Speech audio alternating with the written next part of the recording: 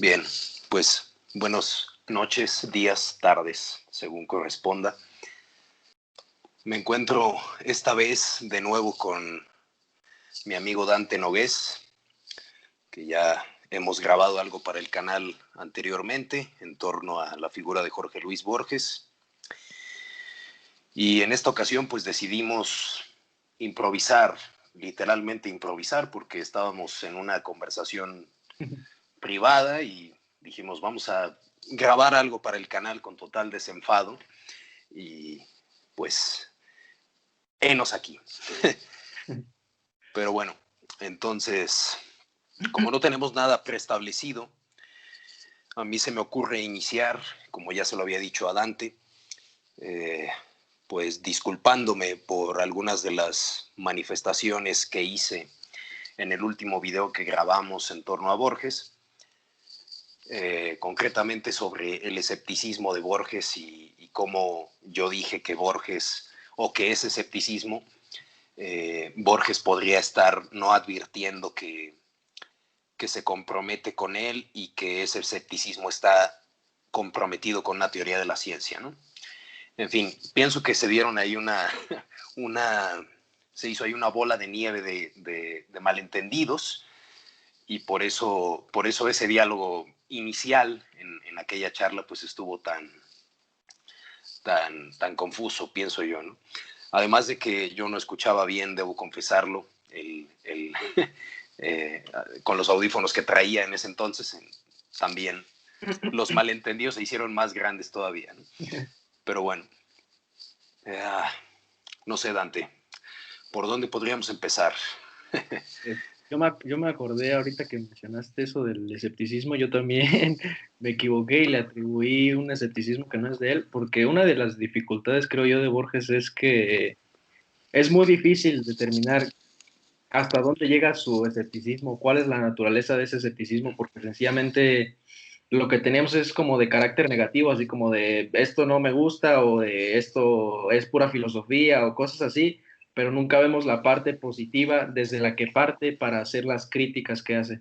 O sea, dice que por ejemplo, lo que me preguntaste, dice que la filosofía es una literatura o que la metafísica es una rama de la literatura fantástica, pero no dice desde dónde, desde qué criterios parte para emitir ese juicio de valor, ¿no? Nada más hace una breve explicación de que algunas, como lo que te había platicado justamente, lo del motor inmóvil de Aristóteles, de cómo eso se asemeja mucho a otras cosas o a otras metáforas que podrían ser en literatura fantástica y cómo a veces llegan a ser indistinguibles, pero no hace las precisiones de, como digo, de dónde parte, de por qué de cómo está formulado su escepticismo. Y entonces nada más me gustaría también rectificar que no, ni siquiera yo sabría definir, y creo que ni siquiera el propio Borges sabría definir bien ese escepticismo que predica, porque también me acuerdo mucho de algo con lo que sí me quedé de su escepticismo, es que una vez, ya en sus últimos años de vida, estaba en una llamada con Bioy Casares por teléfono y le platicó a Bioy Casares que lo habían invitado a dar un curso sobre, lo de Cancinos Ascens, ¿cómo se llama? El ultraísmo. Que lo habían invitado a dar una conferencia o algo por el estilo de ultraísmo y que se puso a repasar de qué iban todas esas cosas y que se dio cuenta de que eran un montón de tonterías y que no se podía creer que en algún momento hubiera sido capaz de sostener algo así. Y dijo, afortunadamente, al final de mi vida, me doy cuenta de que, más bien, ya no me creo nada. Me doy cuenta de que todo, las lealtades, las preferencias, todo, absolutamente todo, son sueños dogmáticos. Así los llamó. Todos son sueños dogmáticos. Y no va a haber quien nos saque de ese sueño dogmático, ¿eh? Aquí no va a ser como Kant con Hume, ¿verdad? Que cuando leía Hume salí de mi sueño dogmático. Aquí no va a haber quien nos salve del sueño dogmático, sí. Sí, totalmente. Bueno, eso que has manifestado ahora de, bueno, este episodio de, entre Bioy Casares y Borges, eh, está muy emparentado con lo que acabamos de hacer, ¿no? Que es una rectificación sobre lo que dijimos, aunque no rectifiquemos punto por punto lo que dijimos, simplemente estamos diciendo que en general nos desdecimos de algunas de las cosas que manifestamos en esa charla, pero me quedé pensando justamente en el término escepticismo, y creo que conviene acordarse de dónde viene escepticismo, ¿no? Este ismo, como todos los ismos, pues no hace falta infeudarse en ellos para defender aquello que designan, ¿no? Pero pues el término escepticismo viene de skepsis en griego, ¿no? Que skepsis literalmente designaba una investigación, ¿no? No tanto un poner en duda, sino de investigar continuamente. Es decir, que la investigación sencillamente no tenía límite, ¿no? Es decir, podías llegar al confín de la noche investigando perpetuamente, ¿no? Y no sé, me pareció curiosa la relación que hay entre esa anécdota que acabas de contar sobre Bioy Casares y Borges y estas declaraciones de Borges, de ya no me creo nada al final, ¿no? O sea, ya estoy más allá de todo porque ya no me creo nada. Exacto, está desengañado. Tiene mucha relación con lo que acabamos de hacer, de rectificar y decir, bueno, no, ya al final ya no me creo aquello que dije, ¿no? Ya. Esa etimología que haces de escepticismo me recuerda mucho a Bellido Morillas. Siento que va muy en su línea, ¿no? De que su sistema, por así decirlo, su manera de pensar es que el conocimiento es una constante investigación. Me recordó a Bellido Morillas. Sí, Oye, sí. ¿me das un segundito? Se me va a acabar la batería y no Claro, sí. Sí, estuvo adelante. el cargador. Sin problema.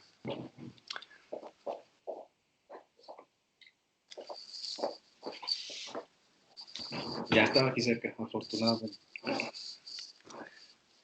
Bueno, esto que comentas de la similitud que encontraste entre esto que acabo de decir a propósito de la etimología de escepticismo y la postura de José María Bellido Morillas, que dicho sea de paso es alguien a quien yo tengo en mucha estima. De hecho ya he grabado algo con él y tú también, ¿no? En estas conversaciones transatlánticas que él las denominó así, ¿no? Digo, es alguien a quien yo tengo en mucha estima, no solamente en términos pues de personales, sino intelectuales. Tiene pues unos trabajos realmente muy eruditos sobre crítica hispanista, podríamos llamarla así, o filología hispánica. Sin embargo, no sé, quisiera introducir lo siguiente a propósito de algunas declaraciones que él ha hecho sobre justamente la necesidad de permanecer en la investigación, es decir, por seguir con la etimología de escepticismo, del skepsis, y es decir, algunas declaraciones que ha hecho él sobre el sistematismo o el pretendido sistematismo de algunas filosofías, como la del materialismo filosófico, por ejemplo, que yo le he visto a él algunos comentarios muy sardónicos acerca del pretendido sistematismo del materialismo filosófico, ¿no? Pienso que lo que está en juego ahí es la idea de sistema, ¿no? Justamente, ¿no? La idea, según como se entienda la idea de sistema, pues podremos hacer mofa o no del sistematismo que perseguiría la filosofía. Bueno, pensaba que, y de hecho es algo que dialogué con él justamente en esa conversación transatlántica que tuvimos, que se encuentra, por cierto, disponible en su canal de YouTube,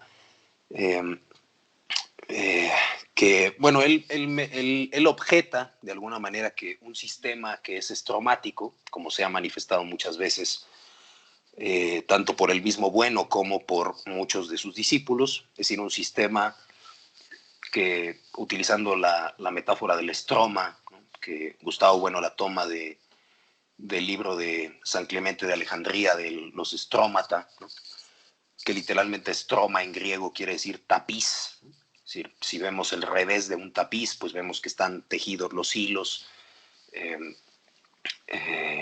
pero el entretejimiento de esos hilos no es continuo, digámoslo así, ¿no? Es decir, el entretejimiento implica que unos hilos están desconectados de otros, ¿no?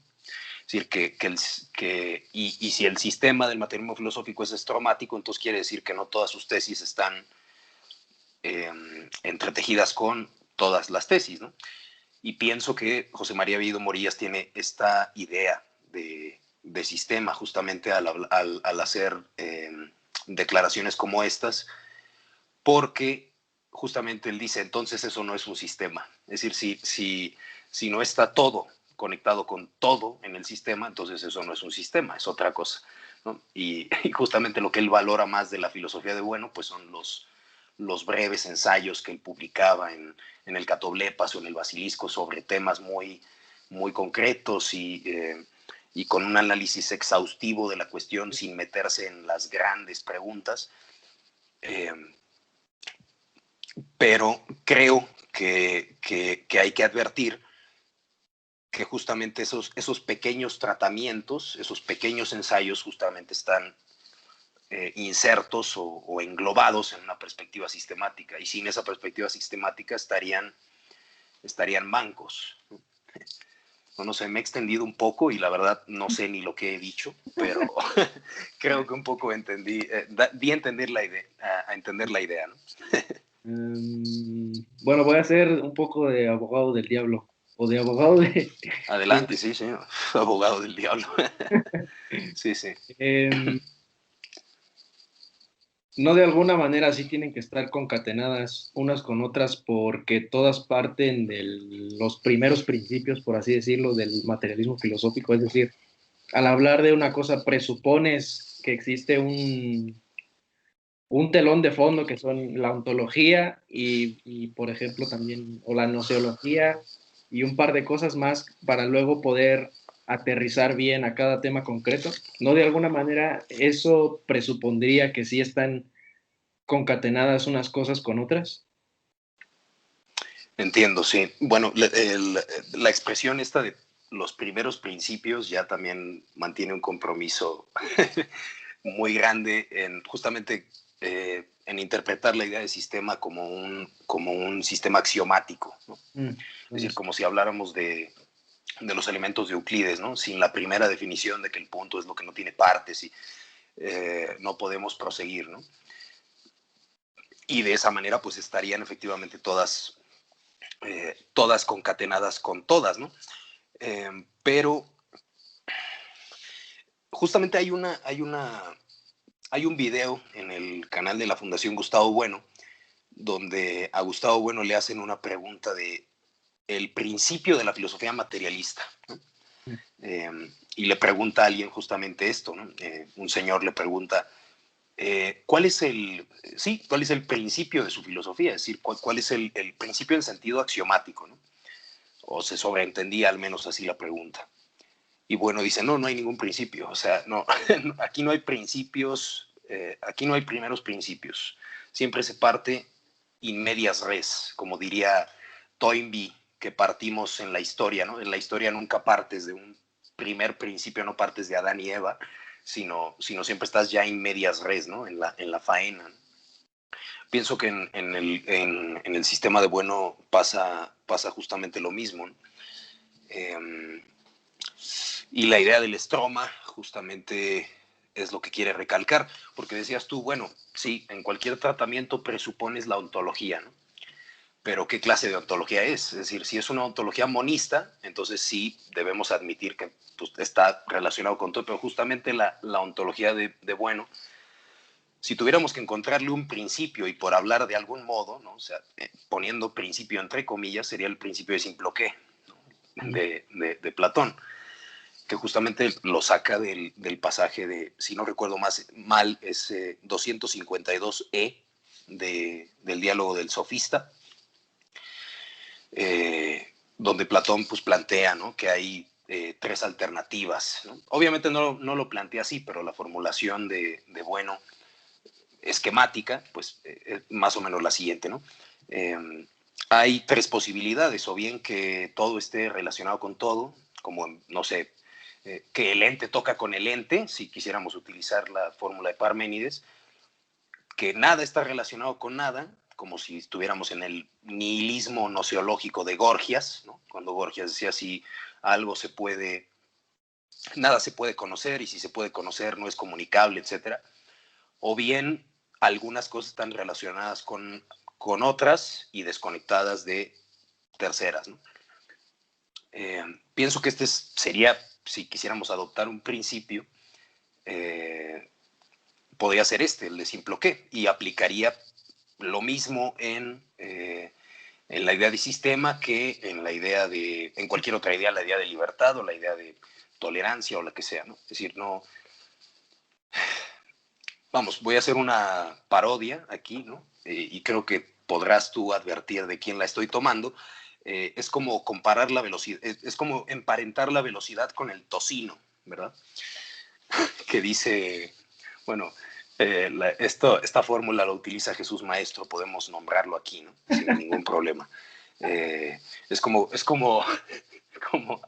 eh, eh, la velocidad y el tocino, ¿no? Es decir, se hallan tan relacionadas algunas tesis del sistema como la velocidad y el tocino, Ya, sí. podríamos decirlo de esta manera. Y conste que lo estoy citando con sarcasmo, para que no quepa duda de ello. Ay, ok. Sí, sí, ¿Cómo ves? sí, sí, sí, sí.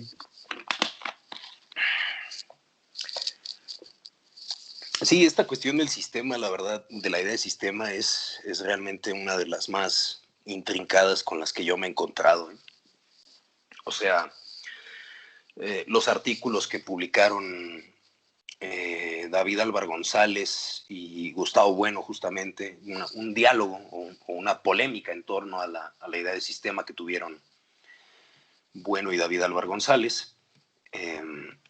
Eh, ahí se revela que esa cuestión es realmente muy intrincada, ¿no? Bueno, esto que estoy diciendo es un lisologismo, ¿no? Porque cualquier cuestión, si la analizas minuciosamente, va a ser muy intrincada, ¿no? Pero se encuentra, lo dijo David Álvaro González justamente en una de sus ponencias sobre la idea de sistema que dio en la Fundación Gustavo Bueno.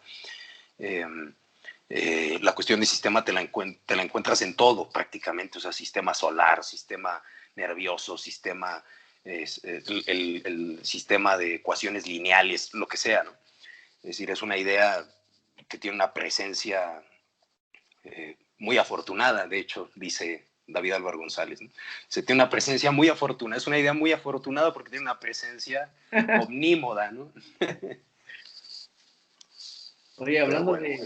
hablando de Álvaro González, me acuerdo que hay como una polémica o algo así. A ver si tú puedes aclarar un poco las ideas sobre,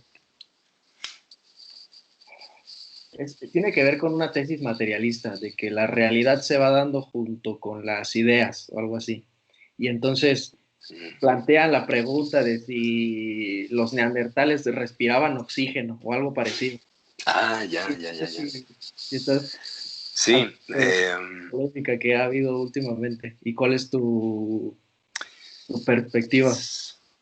Bueno, la verdad, recuerdo vagamente esto que mencionas porque, bueno, me recordó esta fórmula, bueno, si los neandertales respiraban oxígeno, y pues esto es un anacronismo porque el oxígeno no había, ¿verdad? No había sido descubierto cuando el neandertal caminaba por la tierra, pero me recordó una fórmula de, no recuerdo si es un, quizás me esté equivocando, pero creo que es Latour, que tenía un artículo que se titulaba parecido a esto, ¿no? Ramsés II murió de tuberculosis. Qué anacronismo, ¿no? Es decir, Ramsés II no pudo haber muerto de tuberculosis porque la tuberculosis es una enfermedad que se descubrió en el siglo XIX, si no estoy mal, ¿verdad? Quizás estoy diciendo acá un disparate, ¿eh? Se me vino tuberculosis, siglo XIX, ¿verdad? Pero, en fin, es decir, no fue tipificada esa enfermedad hasta un cierto siglo y Ramsés II entonces no pudo haber, es un anacronismo decir. Pero sí, bueno, te digo, no sabría muy bien cómo responder a esta pregunta, sinceramente, o a esta cuestión, ¿no? Tendría que pensarlo más, pero bueno, la formulación que hiciste es que las ideas, que lo real y las ideas se dan a un mismo tiempo, ¿no?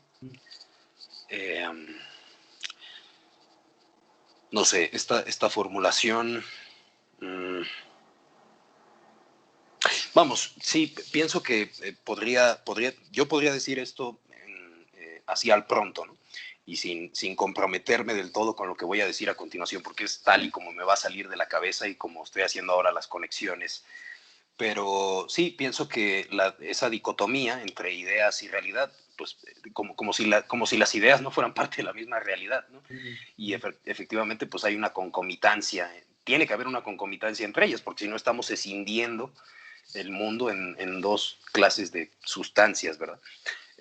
Como si dijéramos, están por un lado también ideas, o sea, el término idea, pues es ciertamente muy problemático porque se puede interpretar idea en sentido psicológico, se puede interpretar en sentido eidético, ¿no? De una materialidad eidética, y en ese caso, pues sí, en cuanto a materia, las ideas son perfectamente parte de lo real, ¿verdad? Y no hay una separación.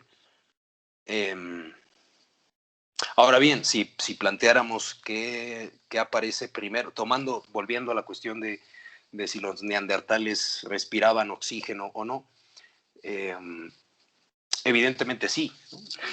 Pero claro, ese evidentemente solamente lo puedes predicar de manera retrospectiva, ¿no? Es decir, evidentemente no, por supuesto, el oxígeno es es un descubrimiento muy reciente, pero sin duda lo que en retrospectiva sí diríamos que el neandertal en efecto respiraba oxígeno, ¿no? Ya digo que esto lo estoy diciendo improvisando, ¿eh? O sea, puede que ahora lo que estoy diciendo sea una locura, ¿no?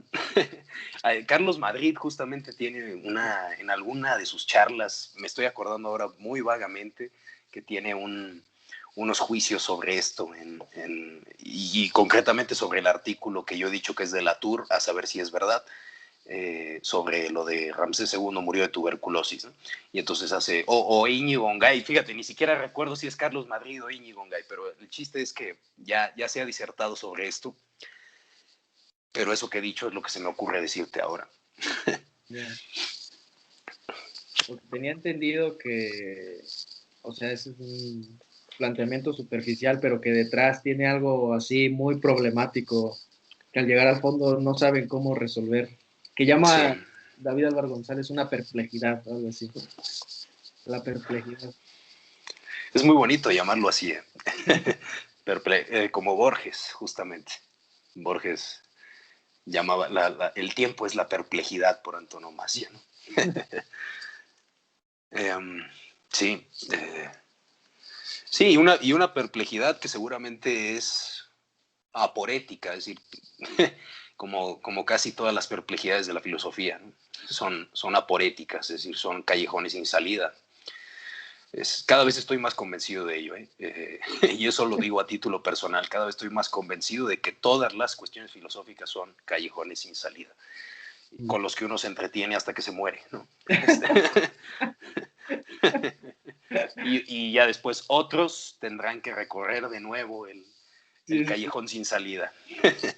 Decía María Rosa Lida que hacer literatura o hacer filosofía es una de las infinitas maneras de morir o de pasar el tiempo hasta que se muere, algo así, muy parecido a lo que dijiste. Claro, sí, totalmente. No podría estar más de acuerdo. Ni más ni menos. ¿Tú la conoces, a María Rosa Lida? Por aquí. No. Yo la conocí por Borges. Bueno, por Francisco García Jurado, con quien escribí el libro de Borges. Claro, sí. Pero refiriéndose a ella hablando de Borges. Y o sea, es muy brillante, es así tipo Menéndez Pelayo, María Rosa Lida. Y tiene un artículo pequeño sobre Borges en el que pone algo así como aportes a las fuentes literarias de Borges, algo así se llama el artículo, y Francisco García Jurado habla de él porque una de las fuentes literarias de Borges que ella menciona es un verso apócrifo que ella se inventa en latín y que lo atribuye a Lucrecio, así como un juego borgesiano que mete dentro del artículo como un guiño a Borges. Qué bonito. Pero está muy bueno eso. O sea, muy, muy, muy erudito. O sea, son como 6 páginas o algo así, pero atascadas de citas y de referencias. Muy buena María Rosalía. Sí, yo no la conozco. Deberías de pasarme algo de ella para echarle un ojo. Aquí nada más tengo la mano que es La idea de la fama en la media castellana. Excelente. Y tiene un libro sobre Juan de Mena, creo. Que también es, o sea, una cosota y de puras cosas filológicas y eruditas y... Bueno, qué bonito.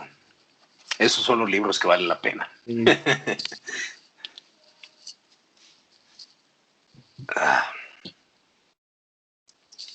Bueno, y esto de la frase la tienen los de Acantilado publicaron un libro donde se recopilan sus cartas. No lo encuentro. Sus cartas con, bueno, no sé, su pareja, no recuerdo ahora mismo su nombre. Cartas filológicas, algo así. Como las de Francisco de Cascales, ¿no? Sí. Algo así se llama, no recuerdo. La cantidad está ese de sus cartas. Y ahí es donde dice la frase esta. Ahora que he mencionado, tenía mucho tiempo que no me acordaba de las cartas filológicas de Cascales. De Cascales. Que son realmente un documento precioso, realmente lleno de erudición, de un humanista en el sentido propio de la palabra, es decir, en el sentido alemán, porque humanismo es un germanismo, ¿no? El humanismus de Niethammer, ¿no? El que se dedica a las lenguas clásicas, ¿no? De Cascales, efectivamente, las cartas filológicas. Le escribió una carta a un amigo suyo, algún duque, por ejemplo, explicándole la etimología de la palabra baño en latín, y una cosa muy, muy bonita, y en una tradición ensayística muy, pues que es muy española, ¿no? Yo nada más me acuerdo una donde habla justamente de cómo terminan los filósofos después de tanto tiempo dedicándose a la filosofía. Yo no recuerdo ahora mismo las palabras. Sí. Está buena esa. Sí. Es una cita que, de hecho, la cita Reyes. Si estamos pensando en la misma cita, Alfonso Reyes la cita al final de El Suicida, si no estoy mal, en uno de los ensayitos de finales del libro El Suicida. Y dice Cascales algo así como, o letras, o infierno, o carnicería, ¿no? O sea, y se queja del oficio literario, ¿no? Sí, sí, sí, sí. Yo creo que entonces lo saqué de ahí, sí, probablemente. De Sí, yo Alfonso. también esa cita se me quedó muy grabada cuando la leí en Reyes. Hace Tiene toda poco, la razón. hace poquito, creo que con tu hermano estuviste hablando de estos como diálogos que escribió Alfonso Reyes en los que decía que uno debía escribir como si escribiera a través de títulos.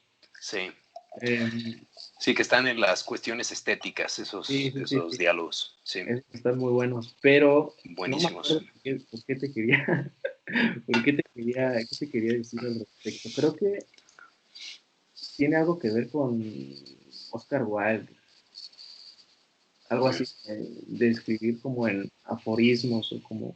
Bueno, tiene que ver con Borges, por ejemplo, porque Borges al final de su vida decía que ya nada más uno debía escribir el argumento en una línea y el lector lo debía de deducir todo a partir de ahí. Sí, Ay, de Oscar Wilde, ya no me acuerdo. Bueno, pero está, el chiste es que está buena esa idea de... sí, es curioso porque Reyes en esos diálogos la aplica o pone como ejemplo a Schopenhauer, ¿no? Ujú, sí, Que el título de El mundo como voluntad y representación nos dice todo acerca del libro sin revelar nada. sí. Y así dice, así se debe de escribir y el título debe de ser de esa naturaleza, ¿no? Schopenhauer, que también tiene mucho tiempo que no lo leo, ha sido uno de mis grandes cariños. Schopenhauer. Yo el último que estuve visitando, repasando fue a Spinoza. Lo tengo aquí. Justamente el de Vidal Peña. Ah, El excelente. de Vidal Peña.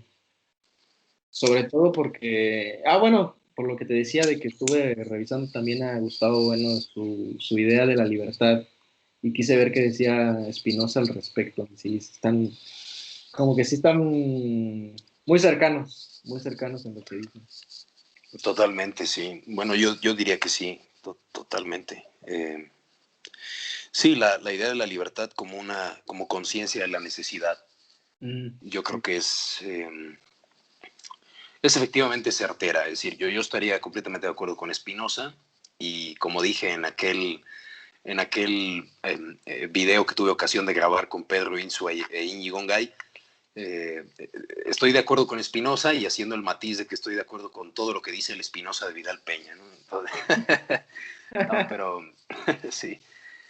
Sí, además, pues hablábamos antes, ¿no? Antes de empezar la grabación, eh, de justamente de la idea de libertad en Gustavo Bueno, eh, que aparece formalizada, o más bien, bueno, una de sus formulaciones aparece en El sentido de la vida, ¿no? En ujú. el libro este de Gustavo Bueno, que creo que se subtitula Seis lecciones de filosofía moral, una cosa así, ¿no? Eh, y creo que la distinción que hace Bueno en torno a la idea de libertad de y libertad para, eh, justamente casa muy bien con esta idea, ¿no? De la conciencia de la necesidad. Es decir, si tengo libertad eh, de expresarme, por supuesto que tengo libertad de decir lo que yo quiera, ¿verdad? en, en, incluso en medios de comunicación o en redes sociales o donde sea, pero quizás no tengo la libertad para hacerlo y tengo que tener conciencia de que quizás no tengo libertad para manifestar, por ejemplo, decir en un programa de televisión chistes de pedofilia, por ejemplo, ¿no?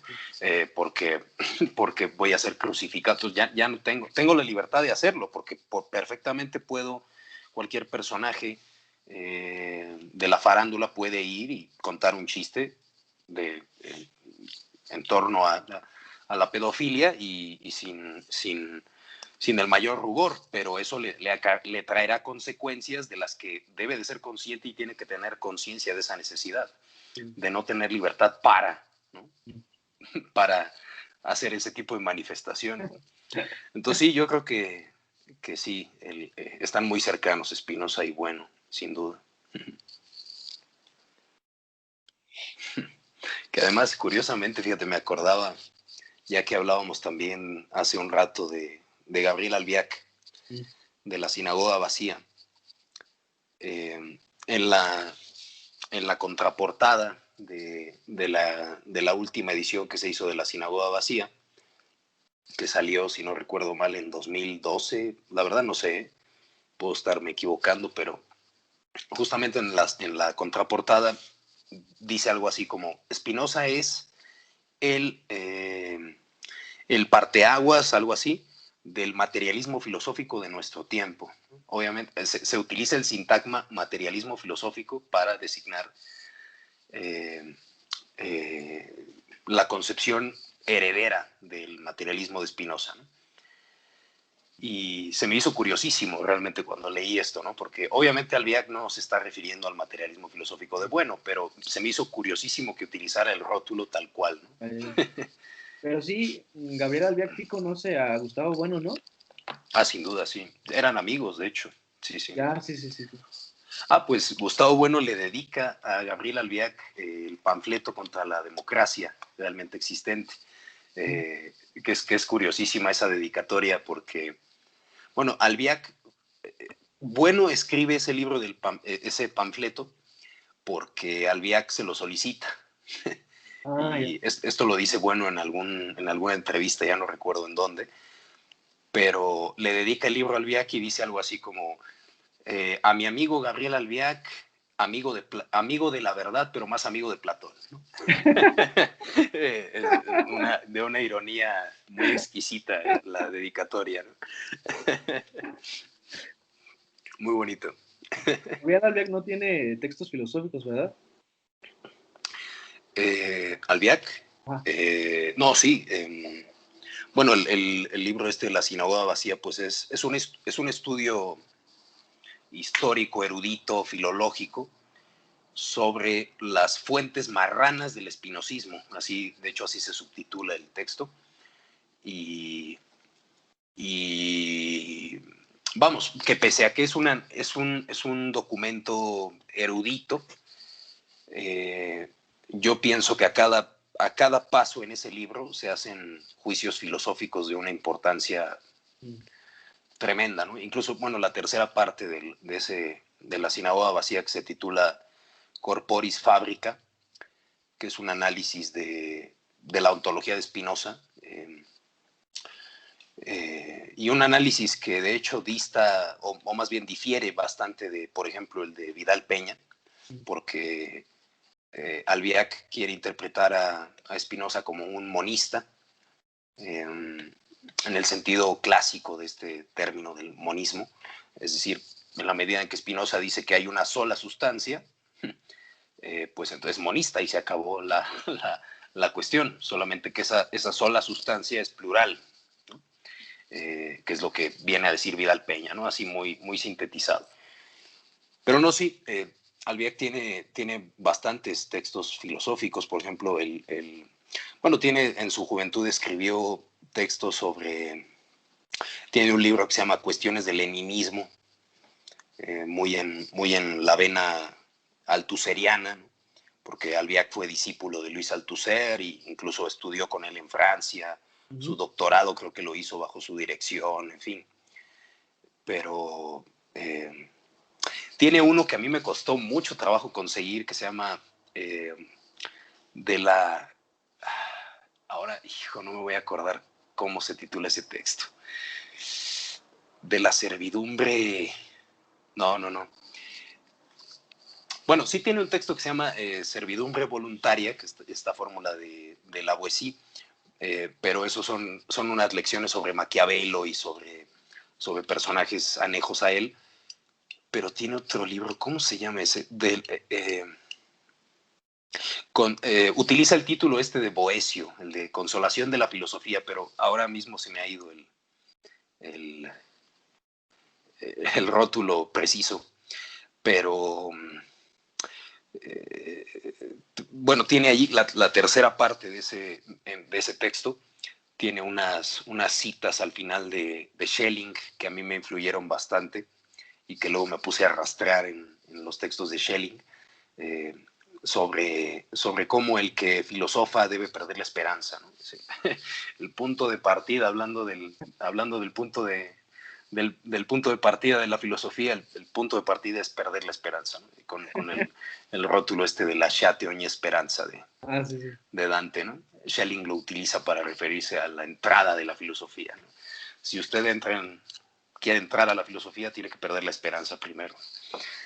Qué lástima que no me acuerde del título. Sí, ese libro lo he ojeado millones de veces, pero bueno, en fin. Así fue. A Schelling lo has estado leyendo últimamente, ¿no? Creo que he visto que subes algunos fragmentos de él, si no me equivoco. Sí, en ocasión, últimamente no lo he leído, pero sí. Sí, Schelling tiene, debo confesar que yo no he leído, o sea, de Schelling he leído el ensayo sobre la libertad, bueno, el tratado sobre la libertad, o el problema del mal, ¿no? Que es un texto realmente intrincadísimo, ¿no? Sobre todo porque está instalado en una concepción bohemiana, ¿no? Una concepción la concepción esta de Jacob Bohm, el teólogo del siglo protestante, del siglo XVI, teólogo protestante, ¿no? Que plantea la mística de las tinieblas y la mística del mal. Schelling se beneficia mucho de Bohm, pero no lo he leído recientemente, pero sí es verdad que en Schelling he encontrado unas formulaciones de cuestiones que yo creo que no se pudieron haber planteado mejor, ¿no? Totalmente. En las Erlanger Vorträge, sobre todo en las lecciones de Erlangen, que es justamente donde aparece esta fórmula esta cita de Dante que hace, de tu tocayo, que hace Schelling del lasciate ogni speranza. La formulación de lo que es la filosofía que hace Schelling ahí, yo creo que es impecable. O sea, sí, es un personaje, es un filósofo al que yo le tengo mucho aprecio, a Schelling. Sobre todo porque, como dice Albiac, volviendo a Albiac, se suicida intelectualmente Schelling. O sea, al final termina Schelling desembocando en el suicidio filosófico totalmente. O sea, ya se mete adopta una concepción que ya no es filosófica. O sea, y él mismo lo reconoce y él mismo dice, ok, aquí me alejo de la última orilla y simplemente pues debo caer en el silencio. Pero bueno, tú me dijiste que estabas leyendo a Edgar Allan Poe, ¿no? A Allan Poe y a Oscar Wilde. Me dieron ganas primero de lo que quise hacer con Oscar Wilde es básicamente lo que aprendí estudiando a Borges, como los métodos de casi filológicos, sobre todo, aplicarlos a Oscar Wilde, a ver qué podía sacar de ahí. Porque no me acuerdo qué cosa leí de Oscar Wilde que me gustó mucho. Creo que el ensayo este de La decadencia de la mentira. Leí ese y me gustó mucho.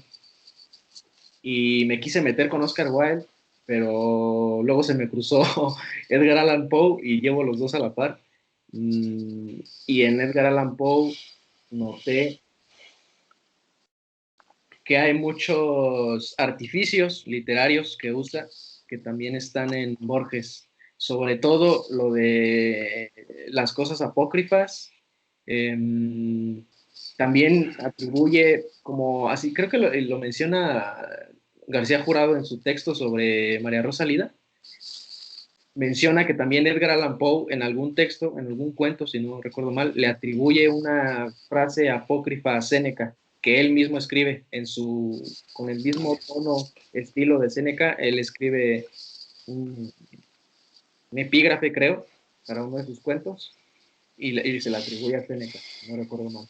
Entonces también hace muchos juegos de apócrifos y de textos que no existen y de autores falsos O por ejemplo tiene un cuento de Von Kempelen, no sé si lo ubiques a Von Kempelen. No. Es un güey que es el del ajedrez, del autómata de ajedrez, que era como una mesa, pero que realmente había un enano dentro moviendo. Claro, sí. El inventor es Von Kempelen. Entonces escribe un cuento donde Von Kempelen descubre, o sea, se refiere a Von Kempelen en el real, pero le atribuye una creación falsa que es la de...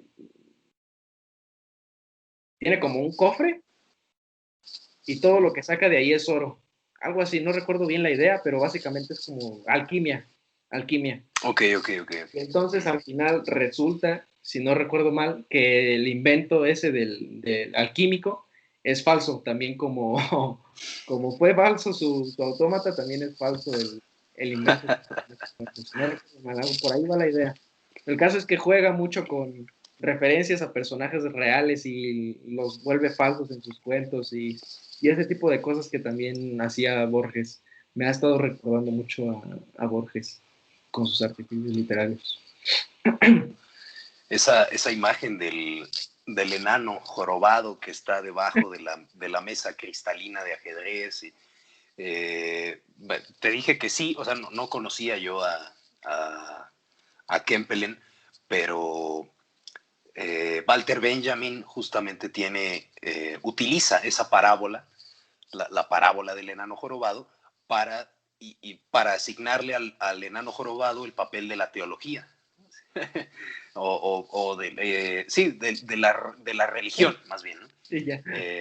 Sí, tenemos ese as bajo la manga, ¿verdad? Ese enano jorobado bajo la manga que sería en el tablero de la razón. Sí, sí. Me recordó. A mí me gustó mucho el texto de Javier Pérez Jara sobre la inexistencia de la idea de Dios, creo se titula. No sé Sí. si lo llegaste a leer. Sí, está en el basilisco, Está muy justamente. bueno. Sí, tremendo. Sí, justamente ese artículo, fíjate, yo se lo pedí directamente a Pérez Jara por correo, porque en el tiempo que se lo pedí no estaba disponible para leerlo libremente. Ajá. Y sí, recuerdo que cuando lo leí me explotó la cabeza, ¿no? Totalmente, sí. Tiene además una forma muy, muy clara de escribir, Pérez Sí, Jara. sí. Realmente encomiable. Una lógica muy fina la de Sí. Javier Pérez Jara. Y por parte de Oscar Wilde, a ver si me acuerdo. El último que leí fue el de El alma del hombre bajo el socialismo, algo así. O el alma del individuo, no sé cómo se titula. No sé si lo conozcas ese texto. No. Básicamente postula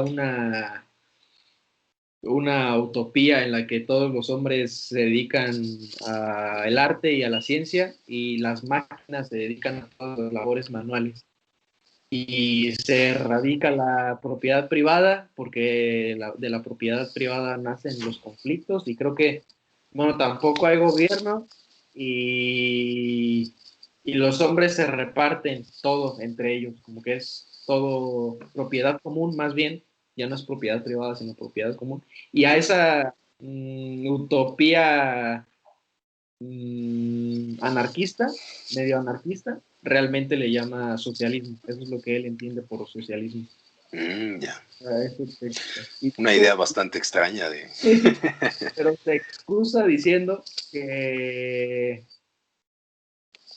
cómo lo formula? Es que lo formula con una paradoja de esas que le gustan. Así como si...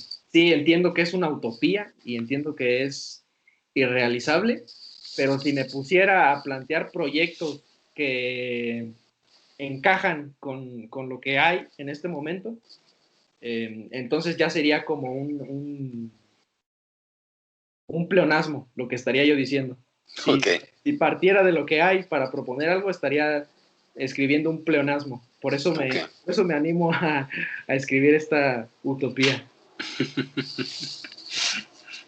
Muy bonita formulación. No, bueno, es que las formulaciones literarias de Wilde son realmente de una economía y un concepto muy limpio, ¿no?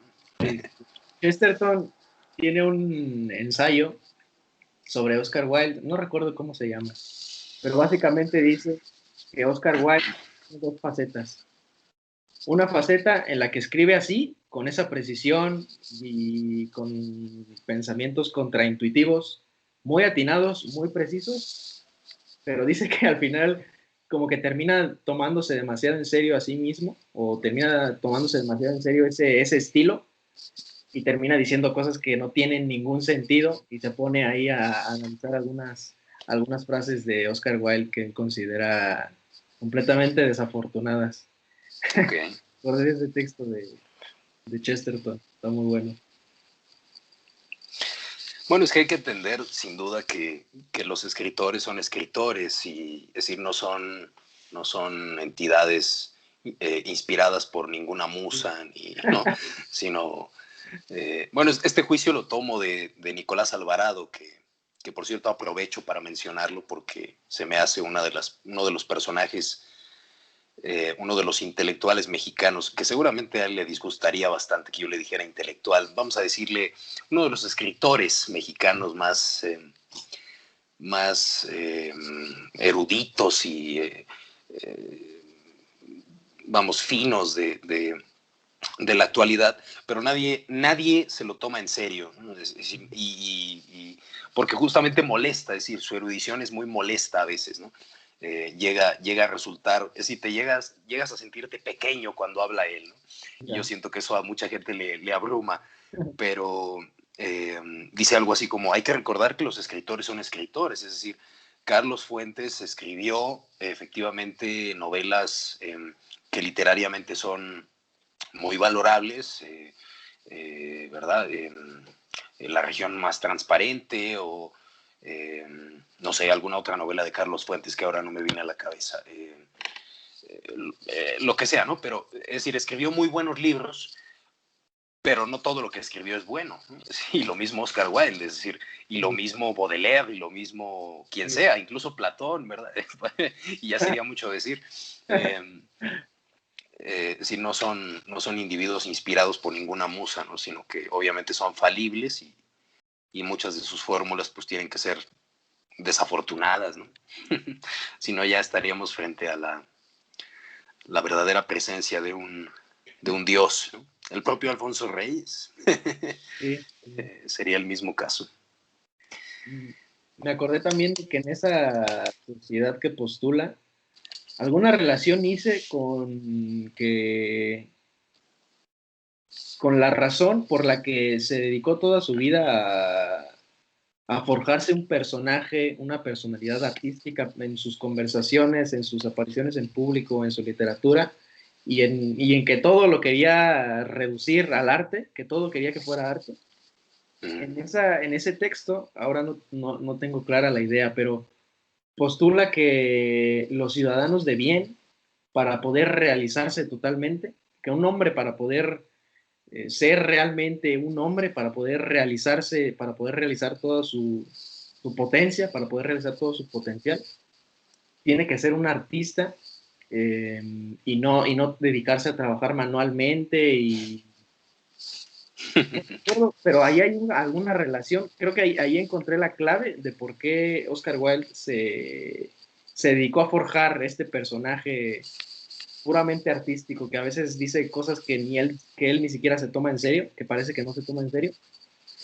Pero ahí no recuerdo bien la idea clara, pero ahí está la clave, según yo, de por qué Oscar Wilde se forjó el personaje que se forjó.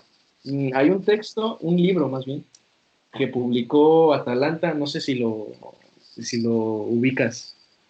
Se No. llama El arte de conversar, y recopila todos esos relatos que Oscar Wilde contaba en sus conversaciones y que nunca dejó escritas en papel, porque Okay. reservaba para su personalidad de apariciones públicas, para Right. banquetes que le hacían y donde él aparecía, él era el invitado especial que encantaba a todos con su conversación. Dejó algunas obras así, unos relatos que solamente conocemos gracias a que varios de sus conocidos o amigos, principalmente escritores de renombre de la época, llegaron a transcribir después de que él les había contado esas historias. Y entonces aquí se recopilan esos diálogos orales o relatos orales. Ok. Pero bueno, está bastante coqueto. A mí me sorprende que casi todos los hombres de su época, o los escritores, grandes escritores de su época, lo tuvieran en ese pedestal a Oscar Wilde, de cómo era un excelente... Conversador. Sí, no solo buen escritor, sino también conversador.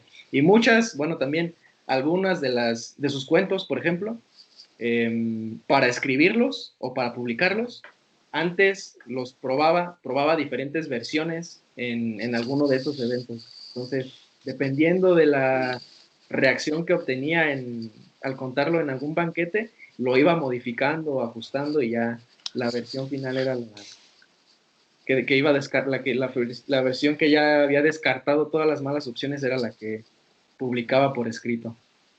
Era un artificio que utilizaba para mejorar su escritura, medir la reacción de los demás. Un verdadero laboratorio literario ese. Me acordaba, así rápido, me acordaba de, ahora que decías esto de que Wilde, bueno, de esta actitud de Wilde de que todo fuera arte, ¿no? Este esteticismo exacerbado que frecuentemente se le atribuye, y de que en sus apariciones era casi como, quería que fueran artísticas, ¿no? Sus apariciones en público y estéticas de alguna manera, no vulgares, no cotidianas simplemente, sino que tuvieran una sustancia estética. De la cita de Baudelaire, justamente cuando define al dandy, ¿no? El dandy es aquel que vive frente al espejo. Yo pienso que ahí se cumple en Oscar Wilde esa definición de Baudelaire. Incluso bueno, él mismo, Oscar Wilde, admite que cada vez que decía una frase ingeniosa era porque la había preparado de antemano, así, iba a algún evento y más o menos preveía lo que iba a suceder y entonces preparaba frases para situaciones concretas y poder parecer ingenioso en ese momento. Ay, qué tortura, vivir así, la verdad, ¿no? Queriendo ser ingenioso todo el tiempo. A mí iba a decir, el retrato de Dorian Gray, no sé a ti qué tal te pareció, pero a mí lo que más me atrapó fue el inicio donde está el personaje, ¿cómo se llama? Lord Henry. En sus diálogos estos con sus frases ingeniosas y heterodoxas, me gustó mucho esa parte que es sobre todo el inicio, pero luego conforme se va desarrollando, que ya se centra más en Dorian Gray, o en la trama, en lo que le va sucediendo, en el pinche retrato y cómo el retrato se va envejeciendo y todo eso, ya me empieza a aburrir un poco esa parte de que se concentra más en la trama. Pienso que lo bueno de Wilde está más en el ingenio inicial. Y luego al final, el mismo Wilde dice que si un error tiene su Dorian Gray, su novela, es el hecho de que al final se haya atrevido a dejar a la gente con una moraleja. Si un error hay en ese texto es la moraleja. Entonces el final es el error según él, pero lo intermedio a mí no me gusta mucho y pienso que se pone muy... Ay, ¿cómo se le llama a la corriente esta estética de la que se inspira Oscar Wilde? Que viene de Gautier. Théophile Gautier, el simbolismo. No, otra. No es el simbolismo, ¿verdad? Vaya, por Dios. No, sí, Gautier es simbolista, ¿no? Sí, pero hay un nombre específico, creo que empieza con P. parnasianismo. Ese. Eso es, sí. Tienes toda la razón, es verdad. Gautier es el pionero del parnasianismo, sí, eso Se es. pone medio parnasiano, como a la mitad, y empieza a describir un montón de paisajes y se enfoca en detalles y a describirlos y a crear una ambientación muy pintoresca. Y ya me empieza a aburrir en esa parte. Sí, supongo que también, pues, bueno, la historia de Dorian Gray obviamente es un tópico cultural súper extendido, ¿no? Y supongo que por eso también todo el mundo cree que ya se lo sabe y entonces ya cuando lo lees te decepcionas, ¿no? estás esperando más porque has oído tanto de, sí, el retrato de Dorian Gray. Incluso en las películas de Disney podemos encontrar referencias, ¿no? En La Bella y la Bestia. Hay una escena donde está la escena inicial donde está el cuadro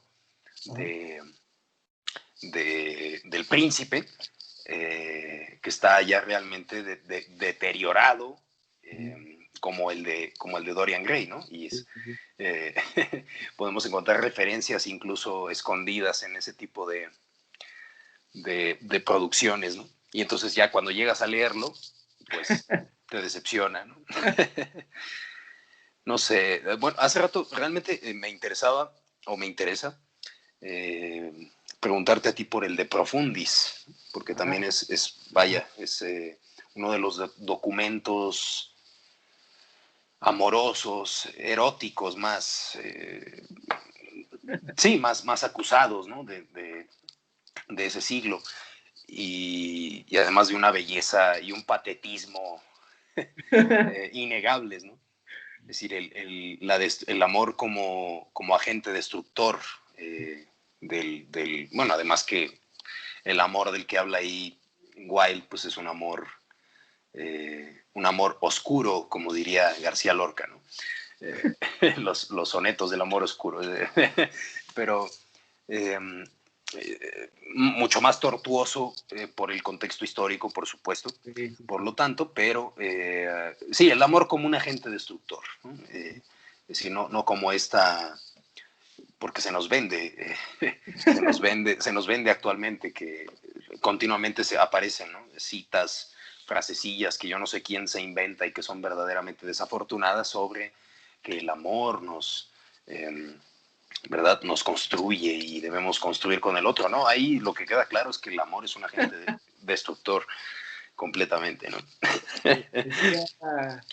Lord Byron decía que esa visión del amor no era la visión de los poetas, justamente, la más romántica, la más entregada, era una ficción que solamente existía cuando el poeta se encontraba con las pasiones exaltadas, que eran momentos muy precisos en los que el poeta se encontraba con las pasiones exaltadas, pero que sería imposible que un poeta llevara una vida con las pasiones así, con todo el tiempo así de extasiado, sí, claro. No, es como si quisieras todo el tiempo estar en un estado psicodélico. Sí. Exactamente. Sería insoportable completamente. Sí. De Oscar Wilde, ahora que mencionas eso, me acordé de que, bueno, no sé si tú sabías esta indiscreción, pero su mamá, bueno, no recuerdo de dónde lo leí. Fue en la edición de Aguilar, en el prólogo. Dice el que prologa que pudo haber una parte significativa de la homosexualidad de Oscar Wilde, pudo venirle del hecho de que su mamá siempre quiso tener una hija. Entonces, como que tenía esa obsesión y cuando lo tuvo a él, lo empezó a tratar como a una niña y lo vestía como una niña. Toda su relación con él era como si él fuera una niña. Y entonces el autor del prólogo, que eso pudo tener una repercusión significativa en la psicología, sí, la manera en que se desenvolvió, se desarrolló Oscar Wilde desde pequeño. Pero bueno, volviendo a la carta, que por cierto no terminé, y ya tiene tiempo que la leí. A mí me gustó la parte en la que habla. Bueno, es que es como una montaña rusa de emociones, ¿no? Primero le está reclamando y luego le dice que él es bien chingón y que nunca estuvo a su altura y que no sé qué. Sí. A mí me gusta la parte en la que dice que él nació para las excepciones, que él es un nacido I, antinomista, una cosa. I was born antinomian. Eso Ese, es. ese, ese, Sí, ese. Esa parte me gustó. sí, sí, sí. Dicen, bueno, es que si lo ves, siempre, si lo ves históricamente o biográficamente, de alguna manera Oscar Wilde pudo haber evitado la catástrofe y todos sus amigos intentaron convencerlo de que no se enredara legalmente con el papá de ¿cómo se llamaba? Douglas. No me acuerdo, ¿eh? Justamente me estaba intentando acordar del Sí, nombre. Alfred Douglas. Que no se enredara legalmente con él, ni con el hijo, ni con el papá. Y en algún, bueno, hubo un periodo de tiempo en el que se pudo haber salvado, en el que estaba a tiempo para desentenderse de todas esas cosas que estaban sucediendo, pero que de alguna manera el orgullo de Oscar Wilde o algo así lo llevó al final a aceptar ese destino que no tenía por qué aceptar. De eso me acuerdo y bueno, justamente aquí en este libro que te mostraba, está algunas transcripciones de cómo se desarrolló el juicio en contra de Oscar Wilde y de cuáles fueron las cosas que manifestaba Oscar Wilde, el tipo de respuestas que daba también, muy todavía dentro de su personaje, respondía a las preguntas que le estaban haciendo los del jurado. O sea, ni en esa situación extrema salía de personaje. Ya me imagino, sí, claro. No, y lo entiendo perfectamente. Qué historia tan trágica realmente la de Wilde. Por lo menos tenía ese personaje para pertrecharse detrás de él, ¿no? Sí, eso sí. Porque hay algunos que ni eso. Y de la Vaya. carta, no sabría qué decirte de la carta. Ni siquiera la terminé, me quedé como a la mitad. Sí, yo tiene ya mucho tiempo que la leí, pero Sí, me quedé justamente en la memoria con esa fórmula de I was born antinomian. Es una fórmula impecable, ¿eh? O sea, me la voy a tatuar, de hecho. ¿sí? Ah, no, no, no, no. No, de hecho, para tatuaje estoy pensando en unos versos de Leopoldo María Panero, que no sé si tú hayas leído algo de él. No, no me suena. Era un poeta español que tenía una condición, pues sí, tiene una historia muy trágica también, es decir, era un poeta excelente, es decir, a él sí el rayo lírico lo partió en dos, pero, pero su vida fue muy, muy trágica, era adicto al cigarro de una manera eh, que lo llevó a la muerte y adicto a las Coca-Colas, tenía una condición psiquiátrica pues muy, muy lamentable. Tiene una entrevista con Fernando Sánchez Dragó. Fernando Sánchez Dragó lo entrevistó para su programa este de Negro sobre Blanco, y ahí te la voy a pasar para que veas, ahí puedes ver la calidad del personaje. Pero, bueno, unos versos de Leopoldo María Panero que dicen algo así como, bueno, no algo así como, literalmente dicen, cuando el veneno entra en sangre, mi cerebro es una rosa. Me parece una fórmula eh, preciosa, ¿no? De esas que si las escribes ya estás justificado ante los hombres, ¿no? ¿Cómo dices que se llama? Leopoldo María Panero, ¿De dónde es? es español. Sí. Bueno, ya murió, pero sí, no, yo creo que es uno de los grandes poetas del siglo XX. Es eh, realmente una figura. Bueno, yo le tengo mucho cariño, no solamente por su condición biográfica, sino además porque, te digo, su estilo y sus fórmulas son envidiables realmente. Oye, ¿tú qué parecer tienes sobre Derrida?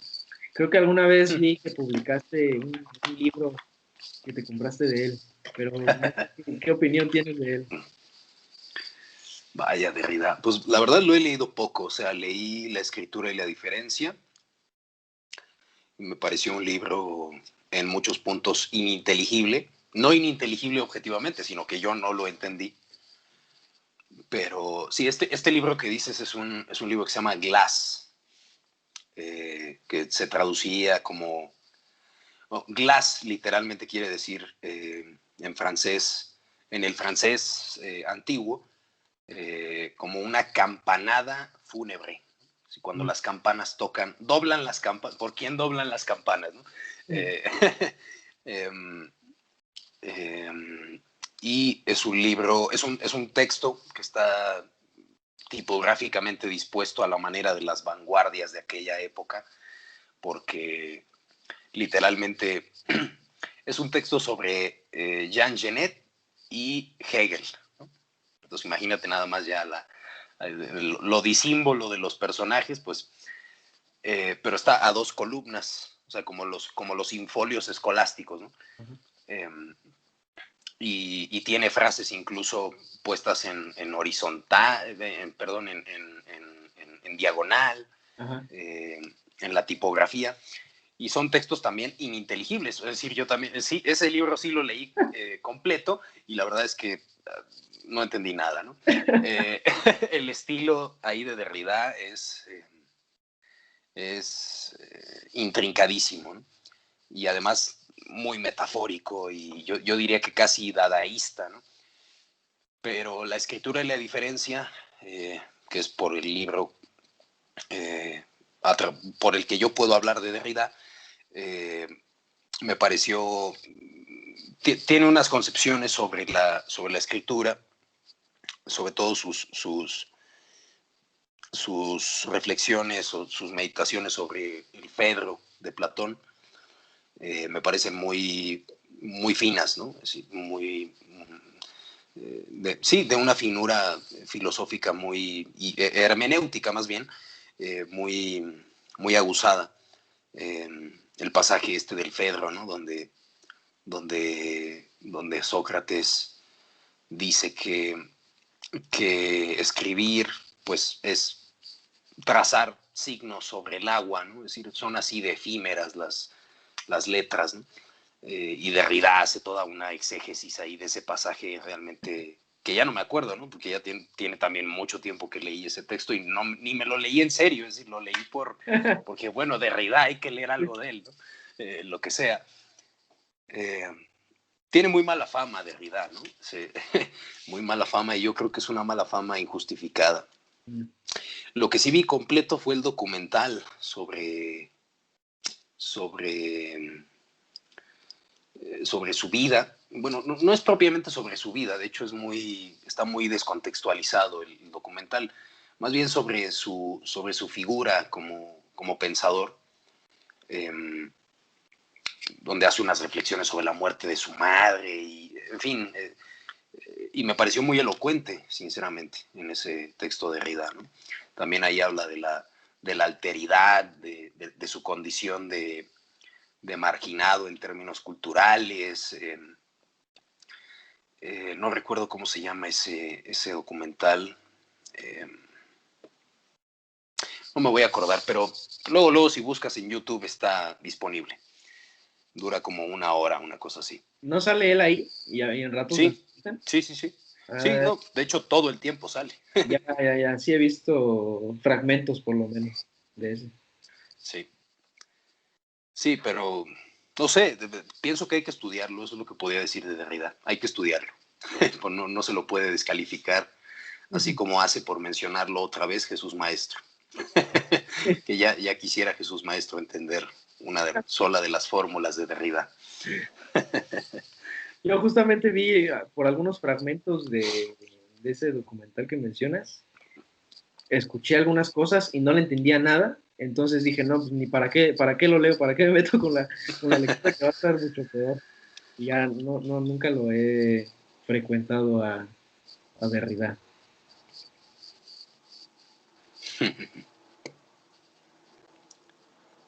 Sí, hay que leer a los filósofos, creo, desnudándonos de los prejuicios que los profesores de filosofía y que los no profesores de filosofía nos infunden contra ellos, ¿no?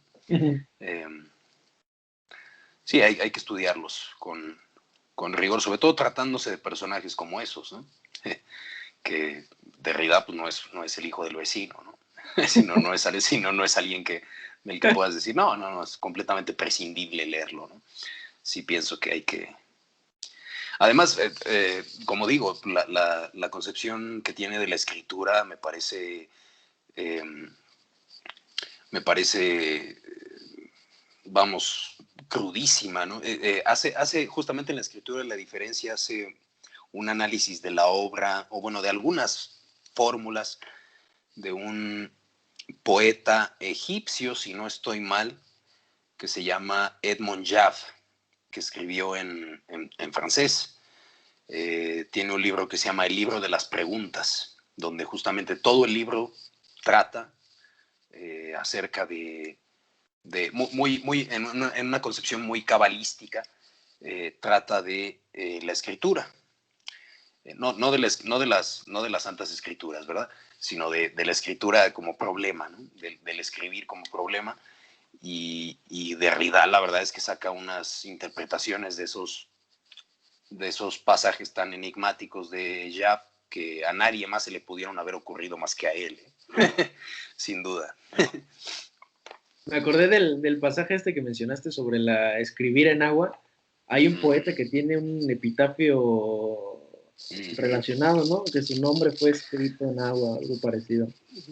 Y está curioso, fíjate que no te acuerdes de él, porque esa era la intención, justamente. ¿Sí? Es John Keats, exactamente. Ah, sí, sí. El, here, ¿cómo? Here Nice. lies one whose name was reading water, ¿no? Sí, sí, sí. Aquí yace alguien cuyo nombre fue escrito sobre las aguas. Sí, justamente. Y yo no dudo que John Keats justamente escogió ese epitafio pensando en el Fedro de Platón, ¿eh? No me quedaría ninguna duda.